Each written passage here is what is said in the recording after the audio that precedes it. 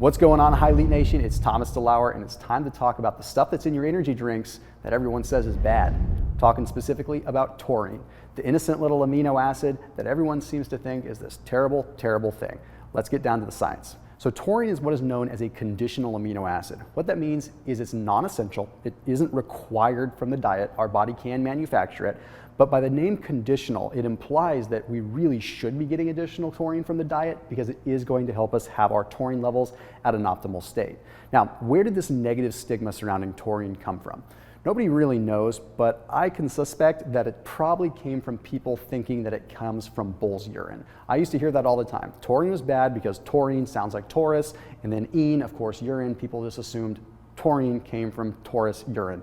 Not the case at all. Taurine is a simple amino acid. But what does it do within the body? It's actually the job of taurine to regulate fluid retention into the cell. So it's going to help a cell become more hydrated or dehydrated depending on what needs to happen in the body. The interesting thing is that taurine has the ability to direct and dictate where hydration goes. So for example, it can direct hydration to the heart muscle, to the skeletal muscle, all depending on what you're working on. So if you go into a full-blown sprint and you start taxing your heart, taurine can regulate fluid over to the heart to make sure that the cells are working properly. So remember, if we don't have the right kind of mineralization or the right kind of hydration happening at the cellular level when it should be happening, the cells aren't going to fire properly. We're not going to get the electrical response that we need to be able to perform at our best. This leads me to talk about another component of hydration, which is the kidneys, and why people seem to think that taurine is so bad. You see, taurine works directly with our kidneys to be able to regulate itself. So your kidneys can see if we have too much taurine, and it will excrete some. And it can also see if we don't have enough, and it will hold on to some. Now, that's pretty amazing, and it goes to show right then and there that we're not going to have too much taurine. It's water soluble. The other thing that taurine does that's really, really powerful is work with us in an antioxidant capacity. You see, when we have any kind of aerobic metabolism or any kind of cellular metabolism to begin with, we have a high amount of what are called oxidants that go around. You've probably heard of antioxidants. Well, oxidants are the opposite. They are what cause the problem. And in this case, we have two that we're talking about specifically. We're talking about hypochlorous, and we're also talking about hypobromus. Now, taurine comes along and it neutralizes these oxidants. It neutralizes them into taurine bromamine and taurine chloramine. And these are very, very easy to metabolize once they're neutralized. The body can then excrete them and we can go along our merry way. So not only does it help hydrate the cells, it also gets rid of some of the waste.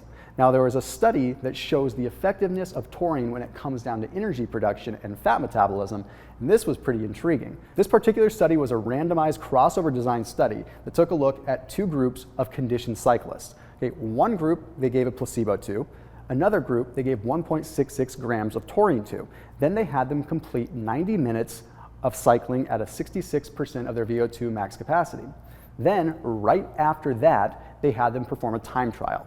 Well, they looked at two different things. They wanted to see the effect of taurine on stamina.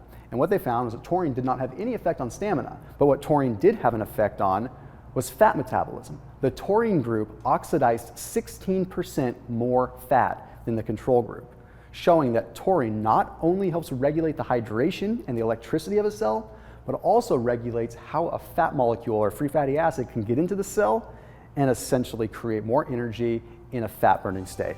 So there you have it, debunking taurine. No longer thinking that taurine is this terrible thing that's in energy drinks, when in reality, it's just an amino acid that's there to help you. Di Binaragonet, kami selalu percaya bahwa setiap orang pasti bisa memiliki tubuh yang ideal dan sehat.